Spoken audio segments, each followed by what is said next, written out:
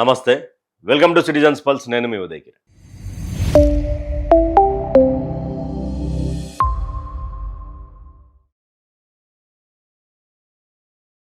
తెలంగాణ రాష్ట్రంలో ఒక పెనుభూతంలా మారింది హైడ్రా. ఈ హైడ్రాకు సంబంధించినటువంటి విషయం ఏదైతే ఉందో అది రోజు రోజుకు విస్తృతంగా పేదలపై కక్షగట్టి కూలగొడుతుంది అనేది పెద్ద ఎత్తున ఆరోపణలు వస్తూ ఉన్నటువంటి నేపథ్యం. అయితే హైకోర్టుకు సంబంధించినటువంటి జస్టిస్ కూడా చాలామంది వారు చెప్పారు. సిఎస్కి చెప్పారు డైరెక్ట్, రంగనాథ్ని తీసేసి కొత్త వాళ్ళని చేసుకోండి అని. గవర్నమెంట్ ఇప్పటికి పెడచెవున పెడతా ఉన్నారు. మరోసారి హైకోర్టు షాక్ ఇచ్చింది రంగనాథ్కి. ఎందుకు షాక్ ఇచ్చింది అంటే, కొండాపూర్కి సంబంధించినటువంటి సర్వే నెంబర్ 60లో ఉన్నటువంటి 350 గజాలకు సంబంధించినటువంటి కాంపౌండ్ వాళ్ళు, అక్కడ ఉన్నటువంటి వాచ్మెన్ రూము చెప్పా పెట్టకుండా కూల్చినటువంటి సందర్భం. అయితే దీనికి సంబంధించినటువంటి విషయంలో కోర్టుకు బాధితులు వస్తారని చెప్పేసి నోటీసులు ఇవ్వకుండా కూలగొట్టిరు అని చెప్పి ఆరోపణ జరుగుతూ ఉన్నది. దీని మీద హైకోర్టు పొట్టు సీరియస్ అయింది. ఏమనుకుంటారు, ఏంది ఏం కథ, అది ఎన్నిసార్లు చెప్పాలి మీకు? అందరూ వెల్ ఎడ్యుకేటెడ్ పర్సన్స్ కదా, ఇంకా చెప్పినా మారకుండా పేదల మీద ఎందుకు కక్ష సాధింపులు? మీకు అసలు ఏమనుకుంటారు? ఏమనుకుంటారో డైరెక్ట్ చెప్పండి కదా. హైకోర్టు అంటే మీకు వాల్యూ లేదా అని చెప్పి హైకోర్టు అడుగుతూ ఉన్నటువంటి నేపథ్యం. అయితే పెమ్మసాని సుధారాణి ఎవరైతే ఆ 350 గజాలకు సంబంధించినటువంటి ఓనర్ ఉన్నారో, ఆ యొక్క ఓనరు కోర్టుకు పోయింది. కోర్టుకు పోయినాక ఏమైంది అని చెప్పేసి అయితే కొండాపూర్ సంబంధించినటువంటి షేర్లింగంపల్లి తహసీల్దార్ని కోర్టు పిలిచి, ఏమయ్యా మరి ఏ లెక్కలు రాసినావు, అన్నిటికన్నీ డాక్యుమెంట్స్ ఉన్నాయి, ఏ విధంగా కూలగొట్టమని చెప్పి లెటర్ రాసినావు అంటే, తహసీల్దార్ డైరెక్ట్ ఒక మాట అన్నాడంట కోర్టులో. నేను చెప్పింది సర్వే నెంబర్ 59, 60లో నాకేం తెలుసు సార్, 60 సర్వే నెంబర్ నేను చెప్పలేదు అని చెప్పి హైడ్రా మీద. అంటే కనీసం సర్వే నెంబర్లు కూడా తెలియకుండా హైడ్రా విస్తృతంగా పనిచేస్తుందని ఒక స్టంట్ చేస్తూ ఉన్నారు. అంటే ఇంకా వాళ్ళ ఇష్టం అది. వానికి 59 తెలియదు, 60 తెలియదు, జేసీబోనికి ఏం తెలుసు? మనం ఏడ చూపిస్తాడు కూలగొడతాడు. అది ఎటు ఉన్నది ఏంది అని తెలియదు కదా. ఇప్పుడు పెమ్మసాని సుధారా అని పోయింది. పోయినాక ఇప్పుడు ఏం చెప్పాలి? ఇంకా ఏం చెప్పని ఇక లేదుగా. ఎందుకు కౌంటర్ దాఖలు చేయాలంటే కౌంటర్ దాఖలు చేయరు. అసలు మీరు ఏమనుకుంటారు, ఏం చేయాలనుకుంటారు? మరోసారి మొట్టికాయలు వేసి హైకోర్టుకే విరక్తి పుట్టేలా ఉంది అనేది కూడా చాలా వరకు రాజకీయ విశ్లేషకులు మాట్లాడుతూ ఉన్నది. ఏం జరుగుతూ ఉన్నది హైడ్రాలో? అసలు ఏంది? పోగడ పోవడం ఏంది, సంగతి ఏంది? అసలు ఎందుకు కూలగొడుతున్నారు అంటే సమాధానం ఇయ్యరు. సారోళ్ళు చెప్పారు కూలగొడుతున్నాం. అరే మా తాన అన్ని ప్రూఫ్స్ ఉన్నాయా బాబు, ఎందుకు కూలగొడుతున్నావు? మాకు తెలియదు, అధికారులు చెప్పారు. ఎందుకు కూలగొడుతున్నారంటే తహసీల్దార్ రాశాడు. తహసీల్దార్ అడిగితే ఏమో నేను రాయలేరు నాయన, 59 సర్వే నెంబర్ అన్న, మీరు 60కి ఎందుకు పోయారు అంటాడు. అంతా కొంత నాన్ సింగ్లా నడుస్తుంది కదా హైడ్రా కూడా. కొంత ఈ ప్రభావం ఎట్లున్నది అంటే భయపడతా ఉన్నారు పబ్లిక్.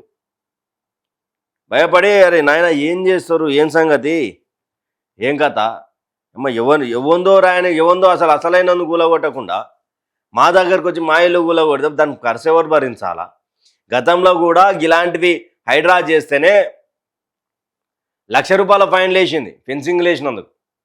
ఇష్టానుసారంగా కూలగొట్టాలా, ట్రాక్టర్ వస్తుందా, బొగ్గలు కొట్టేది వస్తుంది, ఆడ గుంత తీస్తుంది, ఓ పోలు పెడతాడు, ఆడు సిమెంట్ పోస్తారు, ఇక పోలు పెట్టుకుంటూ పోతా ఉంటారు. ₹1,00,000 జరిమానాలు వేసినటువంటి రోజులు ఉన్నాయి. తప్పకుండా మీరు కౌంటర్ దాఖలు చేయాలి అని చెప్పినా కూడా కౌంటర్ దాఖలు చేయకుండా చేతులేసి సమాధానం ఇవ్వకుండా సపడాకుండా ఉన్నది. చాలా వరకు అక్కడి నుంచి రిప్లైలు వచ్చినా రిప్లైలు పట్టించుకోకుండా ఉన్నటువంటి పరిస్థితులు ఉన్నాయి హైడ్రాలో. రీసెంట్గా హైడ్రాకు సంబంధించినటువంటి సంతకం ఫోర్జరీ అయింది రంగనాథ్ గారిది. రంగనాథ్ గారు హైడ్రా సంతకం, అది ఆయన సంతకం అయితే 8 నుంచి దాదాపు 50-48 కాలేజీల వరకు గుర్తుపట్టారు. అసలు ఆ ఫోర్జరీ చేసినోడు ఎవడు మరి ఇన్ని రోజులు అయితే నన్ను తీసుకొచ్చి బయట పెట్టాలి కదా, ప్రెస్ ముందర పెట్టాలి కదా. ఫోర్జరీ సంతకమే అయితే మరి వాడు దొంగ ఎవడో దొరకబట్టాలి కదా. అసలు ఆ సంతకాలు చేసింది ఎవడో తెలియాలి కదా.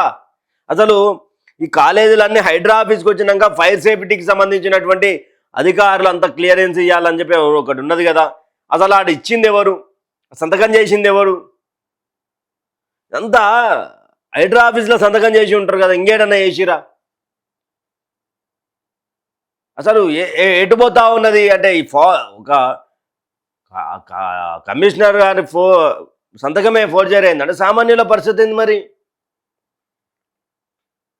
అంతా కూడా కొంత గందరగోళమైనటువంటి పరిస్థితి ఉన్నది. అంటే హైకోర్టు అన్ని విషయాలలో చెప్పినా కూడా కొంత ప్రభుత్వం అండ ఉందని చెప్పేసి కనీసం టచ్ చేయనటువంటి పరిస్థితి ఉంది. విచక్షణ ఎక్కడ పని చేసుకోవడం విచక్షణ అని చెప్పేసి ముఖ్యమంత్రి గారు మాట్లాడతారు.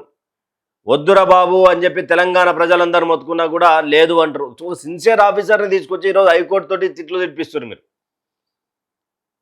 అసలు ఎంత బాధాకరమైనటువంటి ఇష్యూ అంటే ఒక చాలా సిన్సియర్ కాప్ ఆయన హైదరాబాద్ సంబంధించినటువంటి హైడ్రా తీసుకొచ్చారు, పొల్లు తిట్టిస్తారు ఆయన. హైకోర్టు తిడుతుంది, పబ్లిక్ తిడుతుంది, రంగనాథ్ అంటే బూచిలేక చిన్నప్పుడు ఒకటి ఉంటుంది, తినపోతే దయ్యం వస్తుంది బిడ్డ, భూతం వస్తుంది అని చెప్తుండే పిల్లలకు. ఇప్పుడు నువ్వు అన్నం తినపోతే రంగనాథ్ వస్తాడు చూడరా, జేసీ పంకులు వస్తాడు అంటే భయపడేటటువంటి సిచ్యువేషన్ తీసుకొచ్చారు హైదరాబాద్లో. ఎందుకు గూలగొడుతురో తెలియదు, ఎలా గూలగొడుతురో తెలియదు, అసలు నోటీసులు ఉండవు, ఏమీ ఉండవు. హైకోర్టుకు పోయి వాళ్ళు దాఖలు చేసుకున్నా కానీ అసలు అధికారులు అసలు నోటీసు లేకుండా కూలగొడితే పొల్లుగా కొట్టుకుండా పోతూనే ఉంటారు. ఇక వాళ్ళు ఒక్కసారి ఆగేది ఉండదు. కొట్టాలంతే కొట్టాలి, అది ఎవరిని కూలగొడితే మనకెందుకు, ఏమన్నా అంటే కోర్టుకు పోయి కోర్టులో చూసుకున్నాం. చాలాసార్లు ఒక ప్లేస్లో కొట్టాల్సినటువంటి హైడ్రా మరొక చోట కూలగొట్టి క్షమాపణలు చెప్పినటువంటి, మేము తెలియకుండా ఒక వేరే స్థలంలో కొట్టాల్సింది మీ తాను కొట్టినామని చెప్పినటువంటి రోజులు కూడా ఉన్నాయి. ఇదంతా కూడా కొంత అర్థం చేసుకోవాల్సినటువంటి పరిస్థితి ఉంటుంది. హైకోర్టు మరోసారి షాక్ ఇచ్చినా కూడా హైడ్రా రంగనాథ్ మరి హైడ్రా పనితనం మారుతుందా మారదు ఇప్పటికన్నా చూడాలి. మరి ఈ యొక్క వీడియో మీద మీ అభిప్రాయాన్ని అయితే తప్పకుండా తెలపండి. అసలు హైడ్రా అనేది మీ కామెంట్ చెప్పండి. హైడ్రా అంటే ఏమనిపిస్తుంది అసలు? Thank you for watching. State university citizens.